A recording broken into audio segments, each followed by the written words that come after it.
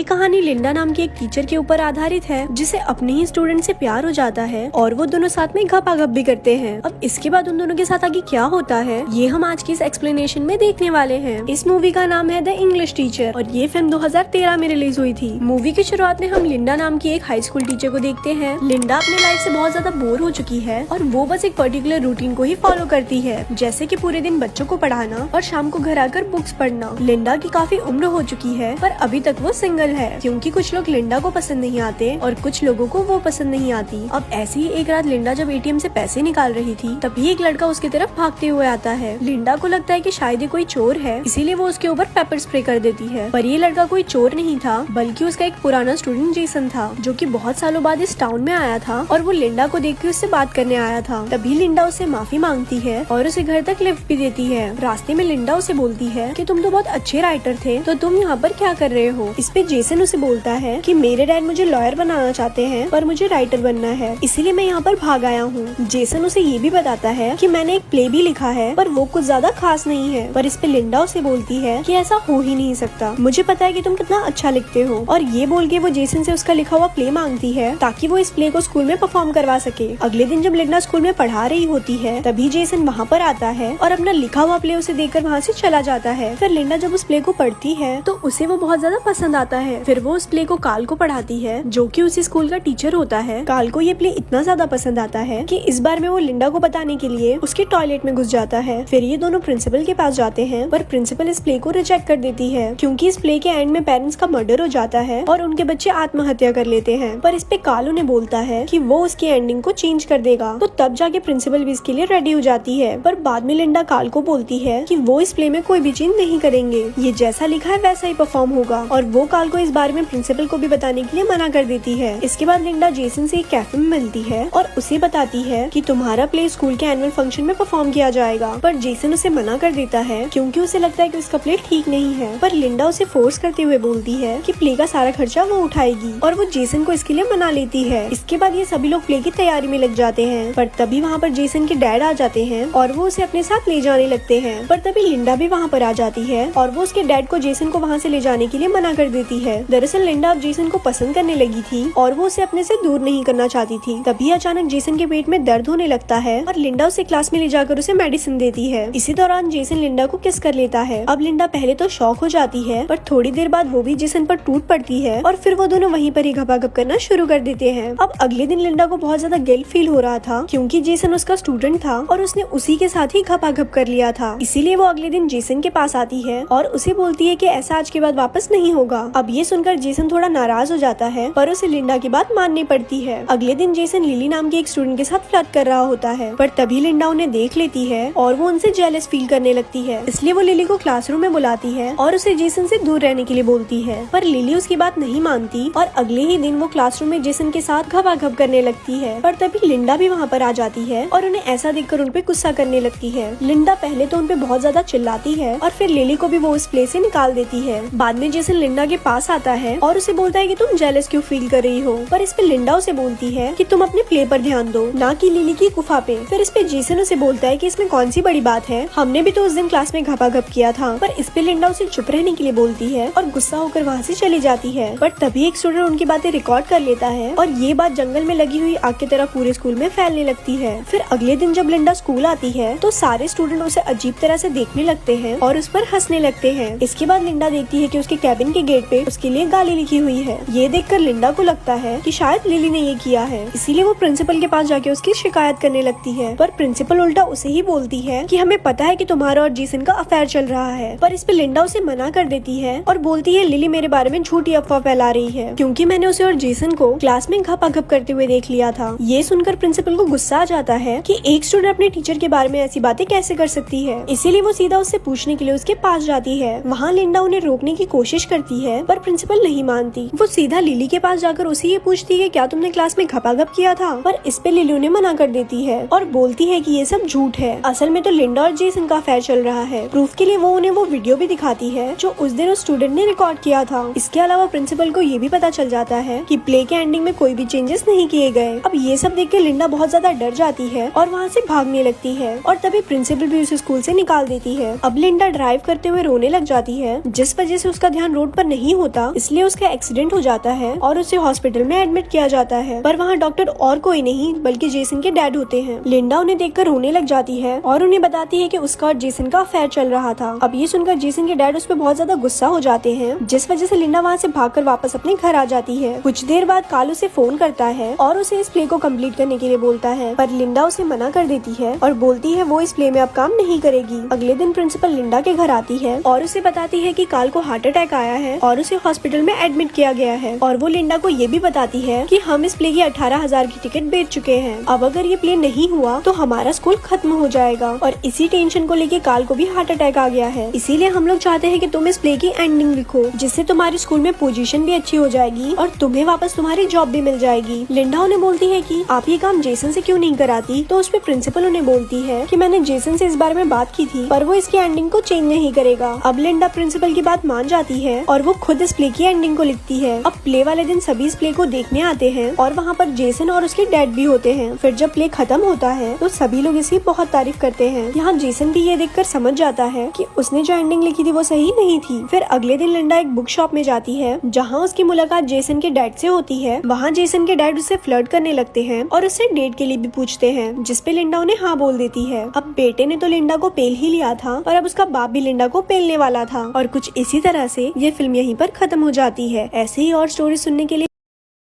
धन्यवाद।